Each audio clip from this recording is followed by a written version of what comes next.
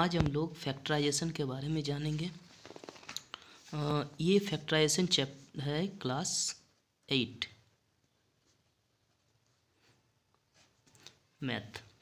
इसमें हम लोग क्या जानेंगे कि किस तरह से किसी भी अलजेब्रिक एक्सप्रेशन को फैक्टर किया जाता है। तो सबसे पहले हम लोग क्या करेंगे, किसी नंबर को पहले देख लेते हैं, किसी नंबर को किस तरह से फैक्टर किया जाता है।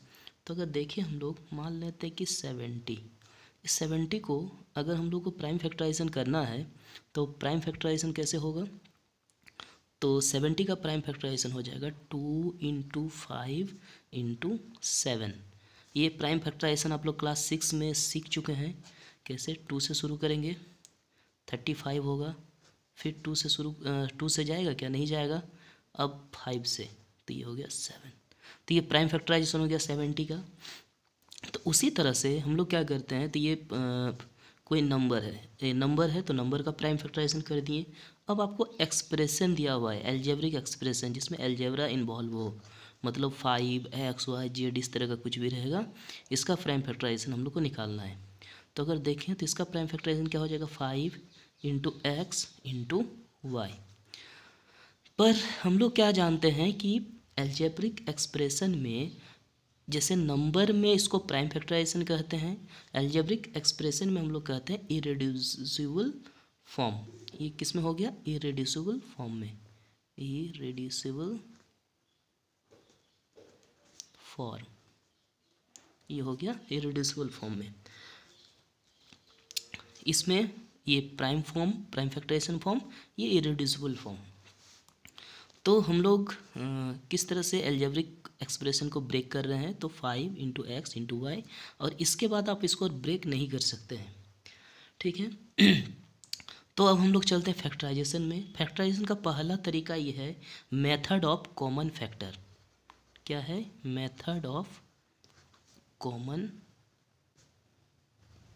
फैक्टर, पहला मेथड ऑफ कॉमन फैक्टर।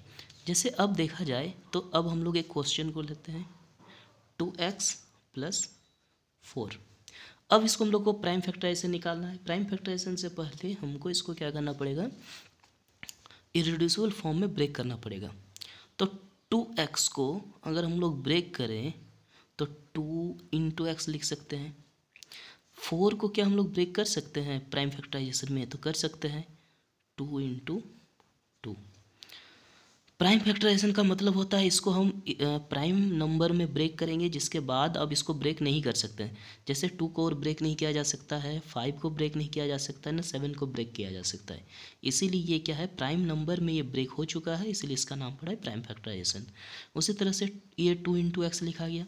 अब 4 को क्या लिखेंगे, 2 × 2। अब कॉमन फैक्टर, कॉमन फैक्टर का मतलब होता है जो दोनों में हो। तो अब इस टर्म में और इस टर्म में ऐसा कौन सा चीज़ है जो दोनों के पास है, तो इसके पास 2 है और इसके पास भी 2 है। तो जो दोनों में है उसको हम लोग क्या करेंगे, बाहर कर देंगे। बाहर करेंगे तो इसके पास क्या रहेगा, x, बीच में क्या है प्लस, तो प्लस देंगे, यहाँ पर दे देंगे 2। तो ये आपका क्या हो गया, प्राइम फैक्टराइजेशन। एक दूसरा क्वेश्चन लेते हैं। क्वेश्चन क्या है, 5xy + 10x। अब इसको अगर हम लोग को प्राइम फैक्टराइजेशन में ब्रेक करना है तो 5xy, इसको क्या लिख सकते हैं, 2 × 5 × x। अब देखा जाए इस वाले टर्म में और इस वाले टर्म में दोनों में क्या कॉमन है, कौन सा फैक्टर कॉमन है, तो देखा जाए तो इसके पास एक 5 है और इसके पास भी एक 5 है। तो ये दोनों कॉमन, मतलब ये सब निकल जाएगा। एक x के पास भी है, इसके पास x है और इसके पास भी x है। इसका मतलब हम लोग 5 को बाहर निकालेंगे और x को बाहर निकालेंगे, जो दोनों में होगा। अब इस दोनों बाहर निकल चुका है, तब क्या बचेगा इसके पास y, तो y लिख दिए। बीच में प्लस है तो प्लस दे देंगे, फिर 2, तो ये भी हो गया। एक क्वेश्चन और देख लेते हैं ताकि क्लियर हो जाए। अब आते हैं हम लोग एक क्वेश्चन 3 नंबर। क्या है, 12a² b + 15ab²। आप लोग को पता है कि अगर a के पावर हम लोग 3 लिखें, इसका मतलब a × a × a। अगर a के पावर 4 लिखे तो a into A into A into A, मतलब 4 बार लिखा जाएगा। यहाँ पावर 3 है तो हम 3 बार ही लिखें। तो उसी तरह से अगर देखा जाए तो 12 को कैसे ब्रेक करेंगे, तो 3 इंटू टू इंटू टू। आप प्राइम फैक्टराइजेशन से 12 को कर सकते हैं, कैसे, 2 से 2 6 2 3, तो 2 2 3 कर दिए। अब यहाँ ए स्क्वायर है, ए स्क्वायर को कैसे लिखेंगे, ए इंटू ए। फिर क्या बचा इसके पास, बी बचा, तो बी लिख दिए। 15 में आए तो 15 में क्या लिखेंगे, 3 इंटू 5। इसके बाद ए बी स्क्वायर, तो बी इंटू बी। अब आप लोग बता सकते हैं कि दोनों में क्या कॉमन है, तो पहला 3 इसके पास भी है, 3 इसके पास भी है, ये बाहर निकलेगा। 2 क्या है दोनों के पास, इसके पास 2 है लेकिन इसके पास नहीं है, नहीं होगा। ए इसके पास है, ए इसके पास भी है, तो ए को भी कॉमन ले लेंगे, ए भी बाहर आ जाएगा। और एक ए है क्या, हाँ ए इसके पास एक ए है लेकिन इसके पास और ए नहीं है तो नहीं निकाल सकते हैं। हाँ एक बी है इसके पास और इसके पास भी बी है, इसके अलावे और कुछ नहीं है। तो जो जो कॉमन निकलने वाला है इसको पहले हम लोग कॉमन निकालेंगे। तो एक निकलेगा 3a और यहाँ से b, ये कॉमन निकल गया। अब बचा क्या, तो 2 2 जा 4 और यहाँ पर a 4a आ गया। बीच में प्लस है तो प्लस दे देंगे और यहाँ से क्या रहेगा इसके पास 5 और b, तो यहाँ पर लिख दिया 5b। तो ये हम लोग का क्या हो गया, कॉमन फैक्टर्स से फैक्टराइजेशन निकालना सीख रहे हैं। तो एक रहा आप लोगों के लिए जो आप लोग खुद से सॉल्व कीजिएगा, 10x square minus 18x cube plus 14x4। Factorization बहुत ही इंपॉर्टेंट चैप्टर है, सिर्फ क्लास 8 में ही काम नहीं लगने वाला है, आगे आने वाले क्लास में भी आपका फैक्टराइजेशन का बहुत यूज होने वाला है, इसीलिए ये फैक्टराइजेशन शुरू किया गया है।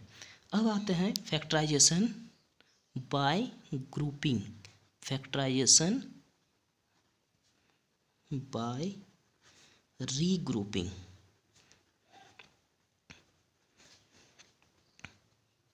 Factorisation by regrouping terms. तो जैसे मान लीजिए अब हम लोग के पास क्या रहेगा, 2xy plus 3x plus 2y plus 3।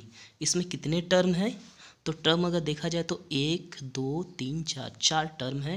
इस 4 टर्म में हम लोग को क्या करना है, इसको ब्रेक करना है, मतलब फैक्टर करना है।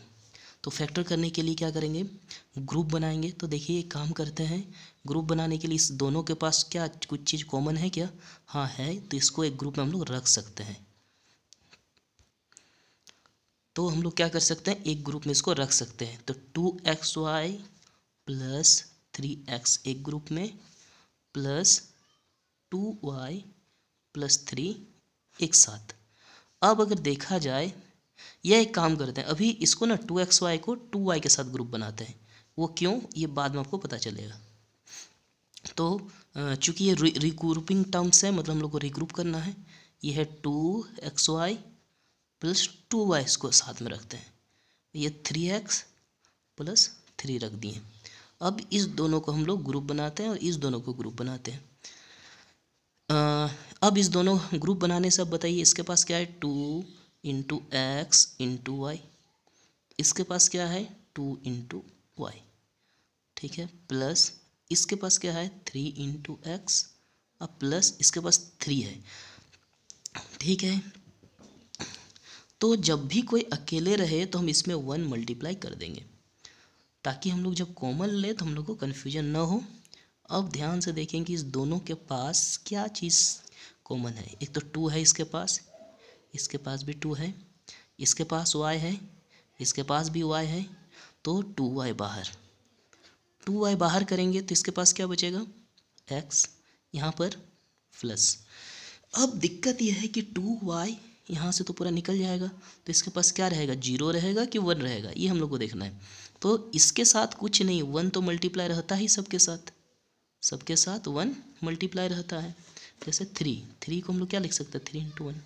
अगर हम 2y का बात करें तो 2 इंटू वाई इंटू 1 तो रहेगा ही, तो इसमें क्या है 1 हम लोग मल्टीप्लाई कर देंगे, 2y बाहर जाएगा तो यहाँ पर क्या होगा x प्लस 1। अब यहाँ से आपका आया प्लस, अब अगर इस दोनों में से देखा जाए तो क्या कॉमन है, तो इसके पास भी 3 कॉमन है, मतलब इसके पास भी 3 है, इसके पास भी 3 है, तो बाहर जाएगा यहाँ से x+1। अब अगर देखा जाए ये एक टर्म हो गया और ये एक टर्म हो गया। अब इस दोनों टर्म में ऐसा क्या चीज़ आपको दिख रहा है जो दोनों के पास है, तो दिख रहा है x+1 इसके पास है और इसके पास भी x+1 है। और जो दोनों में रहता है हम लोग क्या करते हैं, बाहर कर देते हैं। जैसे निकाल दिए तो इसके पास क्या बचा, x+1 यहाँ से सबसे बाहर, तो बचा 2y, बीच में प्लस है, प्लस देंगे और यहाँ से x+1 बाहर निकल जाएगा तो यहाँ से बचेगा 3। तो अब देखिए ये आपका पूरा अलजेब्रिक एक्सप्रेशन आपका किस में ब्रेक हो गया, प्राइम फैक्टराइजेशन में, सॉरी फैक्टराइजेशन में, जिसको हम लोग इरेड्यूसिबल फॉर्म कहेंगे। क्यों, क्योंकि अब आप x+1 को फिर से फैक्टर नहीं कर सकते ना ब्रेक कर सकते हैं, ना 2y+3 को ब्रेक कर सकते हैं। जैसे अगर हम लोग देखें शुरू में हम लोग शुरू किए थे यहाँ से कि 70 को जब हम लोग प्राइम फैक्टराइजेशन करते हैं तो 2 × 5 × 7 हो गया। अब ना तो 2 को ब्रेक कर सकते हैं, ना 5 को कर सकते हैं, ना 7 को कर सकते हैं, वो ऑलरेडी पूरा प्राइम नंबर में ब्रेक हो चुका है। प्राइम नंबर को हम लोग ब्रेक नहीं कर सकते हैं। तो उसी तरह से अगर हम लोग देखें इसमें तो ये आपका x+1 है, ये भी पूरा ब्रेक हो चुका है और ये भी ब्रेक हो चुका है। अब इसमें ना कुछ कॉमन ले सकते हैं ना कुछ ब्रेक कर सकते हैं। तो हम लोग क्या करेंगे यहाँ, ये हम लोग का क्या हो गया, फैक्टराइजेशन। तो इस वीडियो में अभी तक हम लोग यहीं तक पहुँचते हैं। इसके बाद नेक्स्ट वीडियो में इससे आगे थोड़ा चलेंगे जिसमें हम लोग आइडेंटिटीज़ का यूज करके फैक्टराइजेशन करेंगे। ठीक है।